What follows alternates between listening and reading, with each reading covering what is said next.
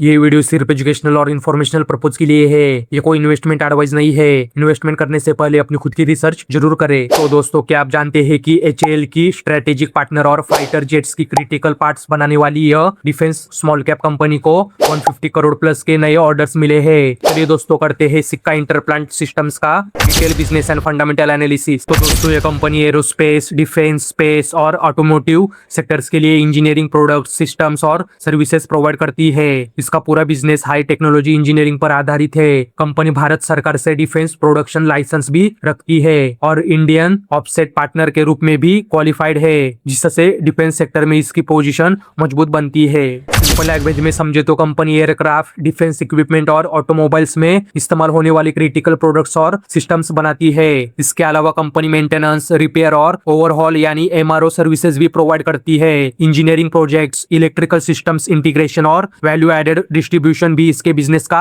Important हिस्सा है। Company कई स्पेशलाइज सेगमेंट्स में काम करती है। सर्च एंड रेस्क्यू यानी सार सेगमेंट में कंपनी इंटरनेशनल पार्टनर्स के साथ मिलकर रेस्क्यू और मेडिकल इवैक्यूएशन सिस्टम्स प्रोवाइड करती है।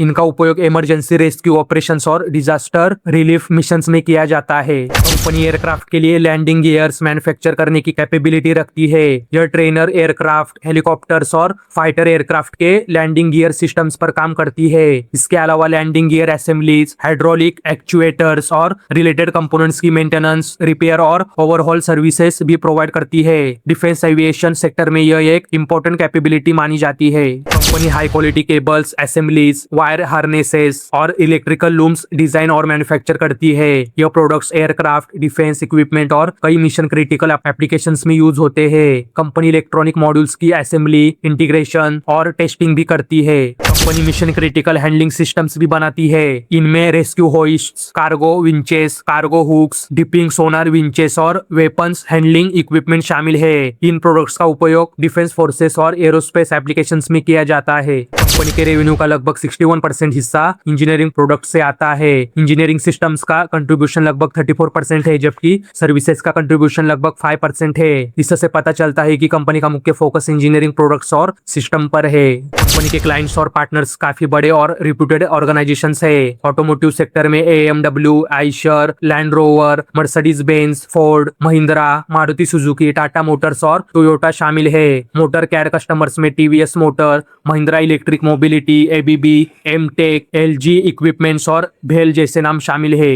इसके अलावा कंपनी फ्रांस की एलएमबी फैंस की इंडिया में सोल और एक्सक्लूसिव डिस्ट्रीब्यूटर भी है। एलएमबी के fans ALH helicopters, LCH helicopters, P-72 tanks, electronic warfare systems और डू 228 एयरक्राफ्ट जैसे डिफेंस प्लेटफॉर्म्स में इस्तेमाल किए जाते हैं। कंपनी ने हिंदुस्तान एरोनॉटिक्स लिमिटेड यानी एचएएल के साथ एक इंपॉर्टेंट एमओयू साइन किया है। इसका purpose airborne search and rescue, medical evacuation और humanitarian assistance and disaster relief projects में स्ट्रेटेजिक कॉर्पोरेशन को बढ़ाना है। यह पार्टनरशिप फ्यूचर डिफेंस अपॉर्चुनिटीज के लिए एक पॉजिटिव डेवलपमेंट मानी जा सकती है। FY 24 से लेकर 19 अक्टूबर 2025 तक कंपनी को लगभग 150 करोड़ रुपए के नए ऑर्डर्स मिले हैं। यह order inflow future business growth के लिए एक अच्छा संकेत माना जा सकता है। कंपनी का बिजनेस काफी हद तक एरोस्पेस और डिफेंस सेक्टर पर डिपेंडेंट है।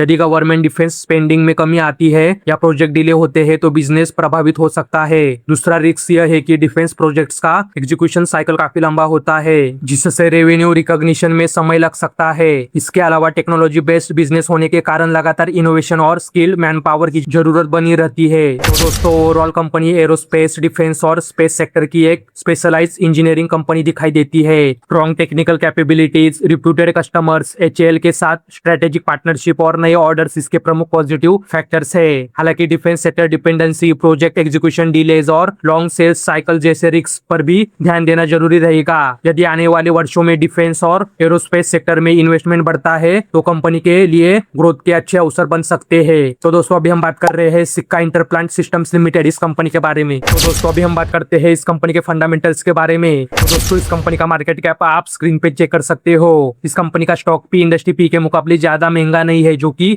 अच्छी बात है। इस कंपनी का आरओसी और आरओई दोनों 25% से ज्यादा है, जो कि अच्छे नंबर से। इस कंपनी का पीजी रेशियो 1 से ज्यादा है, मतलब इस कंपनी के ग्रोथ की सबसे स्टॉक ओवर वैल्यूड दिख रहा है। तो दोस्तों इस कंपनी का डेप्ट टू इक्विटी रेशियो 0 है, मतलब ये कंपनी डेप्ट फ्री है। इस कंपनी का प्लेस परसेंटेज 0% है। इस कंपनी के प्रमोटर्स के पास 71.7% का स्टेक है। एफआईएस के पास 3.25% और डीआईएस के पास 0.04% का स्टेक है। तो दोस्तों इस कंपनी का सेल्स और नेट प्रॉफिट आप स्क्रीन पे चेक कर सकते हो। तो दोस्तों इस कंपनी का सेल्स ग्रोथ और प्रॉफिट ग्रोथ आप स्क्रीन पे चेक कर सकते हो। तो दोस्तों ये था सिक्का इंटरप्लांट सिस्टम्स लिमिटेड का detail business and fundamental analysis. तो दोस्तों अगर आपको वीडियो पसंद आया हो, वीडियो को लाइक शेयर और चैनल को सब्सक्राइब करना न भूले। धन्यवाद।